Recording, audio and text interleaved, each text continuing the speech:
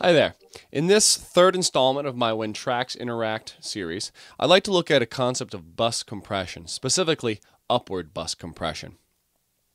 Bus compression is taking multiple tracks, putting them all in a single group, and then compressing the entire group. By doing this, you create a single unit from the multiple tracks. Their volumes go up and down together, and it really helps to kind of glue them together to create a single unit within the entire mix from those multiple tracks. It's a great technique. It really can help. So to do this, the first thing we have to do is group the tracks. And I want to do this with my drums, pad, and guitar tracks, and I'll mute the other things we're dealing with.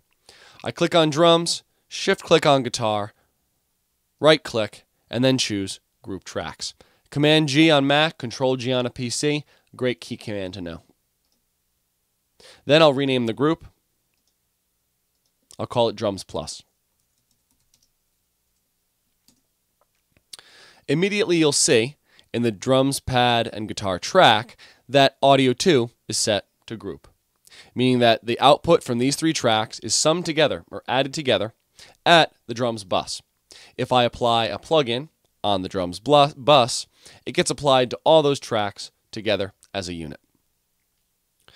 I'd like to apply upward compression, which is not a capability of the default live compressor. Instead, I'll use the Multiband Dynamics plugin, but put it in single band mode. Let's grab that now. Multiband Dynamics, and I'll just drag this right into the drums group. Now, the Multiband Dynamics plugin is a very complex plugin, probably the most complex one that Live offers. It has 3 bands of dynamics control, low, mid, and high, and you can adjust the cutoff points on those bands.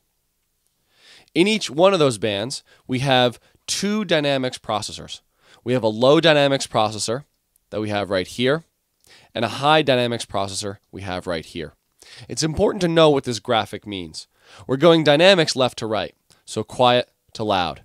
This is negative 80 decibels, and that's 0 decibels full scale, digital max. If I wanted to create a typical downward compressor, let's see how we would do it. I would disable my low and high bands, not use the low band, the quiet band at all. This is adjusting the threshold, left and right, and then I can click in this area and drag up and down to control the ratio. If I'm dragging down, I'm saying that sound that is loud enough to be within in this area will be compressed, lowered volume. So that's basic compression, and I could do that with the default live compressor. Instead, I will bring up the bottom or the quiet band and put that in upward mode. So this is saying any sound that's this quiet between negative 80 decibels and 20 decibels, or negative 20 decibels, will actually be increased in volume. So this is still a type of compression. Compression is saying to reduce the dynamic range, which is saying that the range between the loud stuff and the quiet stuff is reduced. By bringing the quiet stuff up, we're making the loud stuff closer to the quiet stuff. The old version, the typical version of compression, is to take the loud stuff and make it quieter. We're just approaching it from the other side. The benefit of this is it won't mess with your transients as much. There are kicks and snare hits that are very loud and very fast. Those tend to get distorted with downward compression. Upward compression is a little more gentle on those and just brings up the volume when things get nice and quiet. So now that I have this on the bus, let's now hear this first without the compressor and then with the compressor. I'll hit play, no compression. The pad is quite quiet, the guitar is quite quiet, and the drums are kind of punchy. Now, I'll enable the Multiband Dynamics.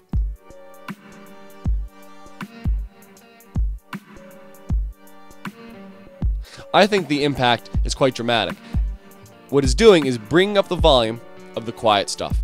Right here we have a readout of the dynamics, how much it's actually bringing it up. And there are times when it's raising the volume by 18 decibels, quite a bit of gain. And that's why that pad and guitar are getting louder between the drum hits.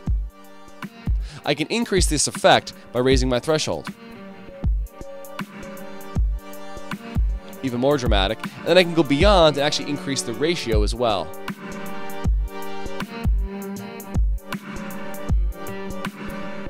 Now there are times when I'm giving 36 decibels of gain. Again, I control my threshold here. This is saying at what point we start bringing up the volume. If I'm inside this band, I can drag up and down to control my ratio, how much we're boosting inside that area. So this is a great way to kind of bring up the quiet stuff and glue these elements together. This kind of technique works great to create that kind of really compressed glitch mob kind of background layer that other things can kind of come up on. You'll also notice that the decay of the snare was changed because of this. The percussion came up, and that pad and guitar are much louder now. Great way to glue together a couple elements of mix. Check out upward compression. Great feature, and Multiband Dynamics is really an awesome plugin. You can go beyond this, use it in 3 bands. Maybe don't upward compress the kick as much, right? So I could just enable the low band. Even if I'm doing nothing down here, I'm just going to be doing the upward compression to the high end, and my kick drum won't have that kind of compression. Might also be a nice sound. Let's hear it.